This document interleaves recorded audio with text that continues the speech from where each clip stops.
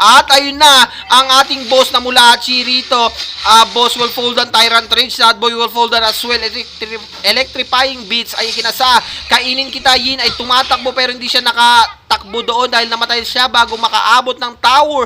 At si Jerome nga po ron ay isusunod mga boss. Mabante rito, final blow. Kinasa dito nga po ni kay Noob King pero si Saren dito ang mabibigyan. At mukhang gustong bumawi si Yasker. Eto na, hinahabol si Noob King. 2v1 situation. Carmilla nandoon na rin. Noob King will fall down. Pero yung ating Eileen at yung ating Jerome nakikipagtalbugan dito together with the Sicilian. Ladies and gentlemen, makakasalubong ni Yin dito ang kanyang kalaban at naipasok sa arena. Hindi na natin titignan yun dahil medyo masakit sa mata. Makakaligtas nga po ba? Ayun na, ang ating Yasker nakaligtas. Hindi na burst ng isang Yin. Tumatakbo rito ang ating Carmilla pero may backup siya ron. 3v4 situation. Ladies and gentlemen, medyo pulado ang